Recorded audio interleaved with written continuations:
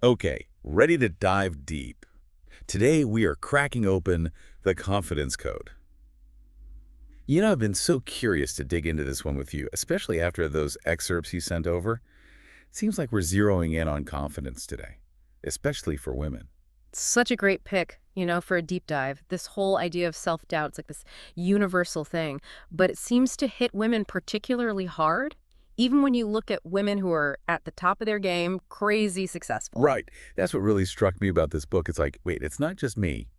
And the authors, they don't just tell you this, they show you with these really powerful stories about women you think would be brimming with confidence. Like, take this one anecdote about a woman. She's a phenomenal fundraiser, bringing in millions for her organization. Okay, so she's got to be pretty confident, right? It sounds like she's killing it. Exactly. Yeah. But here's the thing.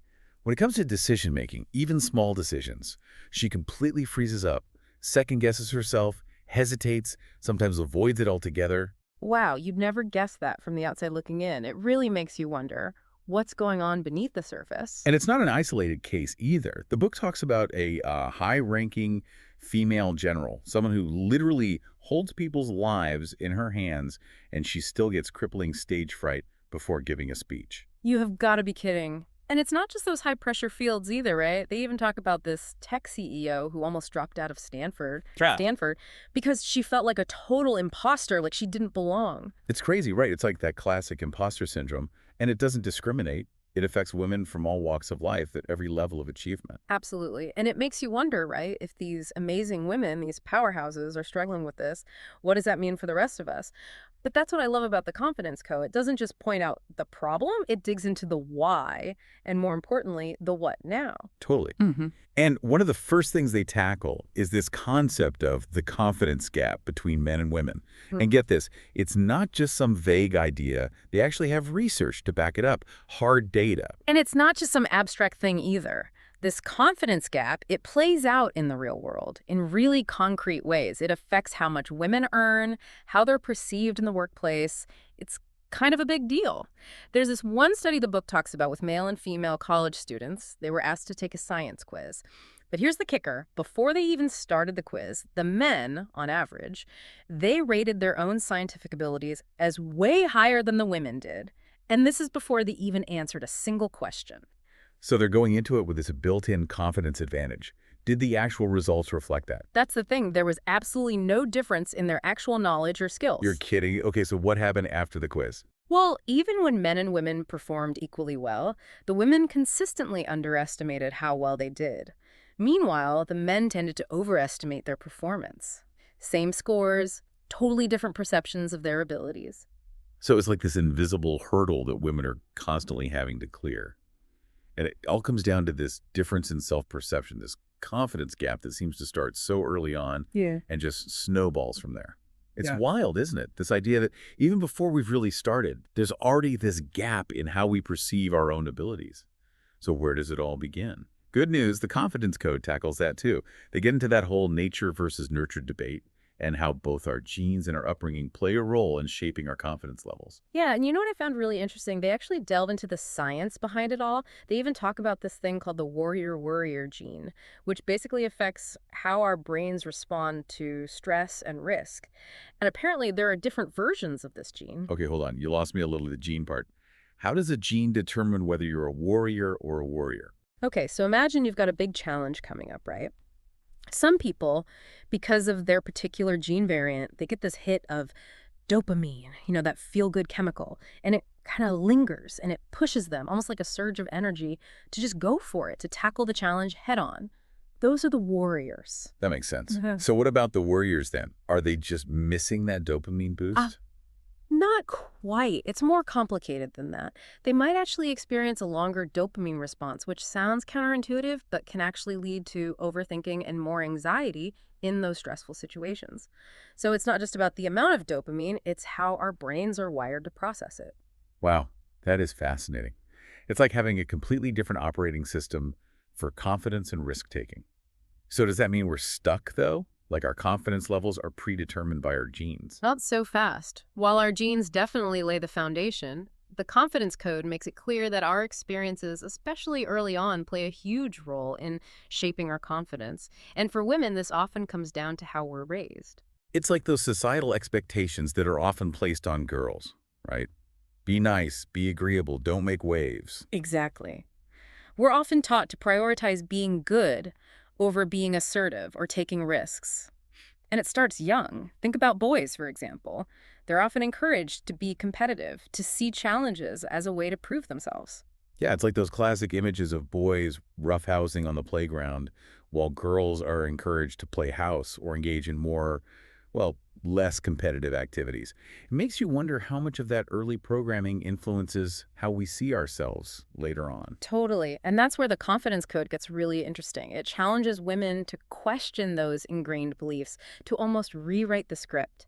It's about recognizing those moments when we hold ourselves back because we're so worried about being good instead of being our most confident selves. And that's where self-compassion comes in, right? Mhm. The authors talk a lot about that. But honestly, that always feels a bit counterintuitive to me. We're talking about building confidence, being bolder, and suddenly self-compassion enters the chat. It seems almost too, I don't know, soft. I get it. It seems counterintuitive, right? But they actually make a really compelling case for why self-compassion is crucial for building lasting confidence. It's like imagine how you treat a friend who is struggling, right? You'd offer kindness and understanding. Well, self-compassion is about extending that same grace to ourselves. It's about silencing that inner critic and recognizing that we are worthy and capable even when we mess up. So it's not about ignoring our flaws or pretending we're perfect. It's more about embracing our imperfections as part of being human and giving ourselves permission to make mistakes and learn along the way. Yeah, absolutely. It's like shifting that internal dialogue from, ugh, I should be perfect to, okay, I'm a work in progress. It's way more realistic, and it actually makes building confidence feel less daunting, more achievable. It's like giving yourself permission to be human, Yeah. flaws and all. But okay, how do we actually make that leap? How do we go from self-compassion to actually being more confident? The confidence code seems to have a pretty straightforward answer for that Yeah. action. Totally. The book argues that confidence isn't something you're just born with. It's like a muscle. You've got to exercise it, push it to grow. It's about stepping outside your comfort zone, even when it feels uncomfortable, and proving to yourself you can handle it. It's funny. It reminds me of that old saying, feel the fear and do it anyway. Sounds Yeah. great in theory, but it's hard in practice, right? Hmm. Were there any tips from the book, any practical advice that really stuck with you, like things people can actually start doing today to kind of hack their confidence? Oh, there's this one that I loved. It's about banishing upspeak. Have you heard of that? Wait, like when you end your sentences on a higher pitch, so it sounds like a question even when you're making a statement. Exactly. It's something women tend to do without even realizing it. And it can really undermine how their message comes across, even if they're saying really smart, insightful Oh, things. tell me about it.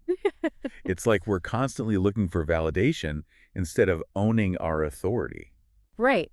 And what the confidence code suggests is that by consciously working on those speech patterns, like standing tall, making eye contact, you're not just changing how people perceive you, you're changing how you perceive yourself. It's wild. Your body language can actually influence your mindset. It's like tricking your brain into feeling more confident just by acting the part, even if you don't totally believe it yet. Fake it till you make it, right? Exactly. And the more you act confident, the more those actions become habits. And eventually that confidence, it just becomes more authentic. It becomes part of who you are. But it all starts with taking those first, sometimes scary steps. And sometimes those steps involve, shaking things up a little, Mhm. challenging the status quo, especially for women who've been conditioned to be those good girls, always agreeable. The book talks a lot about speaking up, advocating for ourselves, and not shying away from disagreement.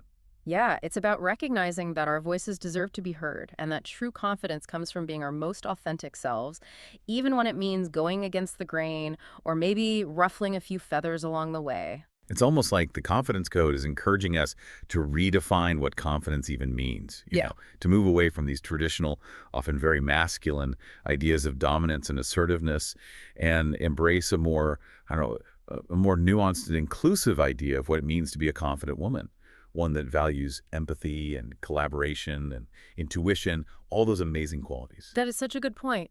The confidence code isn't telling women they need to act like men to be confident. It's about empowering them to lead authentically, to recognize and own the unique strengths they bring to the table. Absolutely. Well, for anyone listening who's feeling inspired to write their own version of the confidence code, what's the one takeaway you hope they walk away with today? Don't forget, confidence isn't some fixed thing you either have or you don't. It's a journey, a constant process of learning and growing. Be kind to yourself along the way, embrace the challenges, and never, ever underestimate the power of your own voice. Yeah, beautifully said. It's been such a pleasure diving deep into the confidence code with you today. What a great conversation. Thank you. It's been a pleasure being here.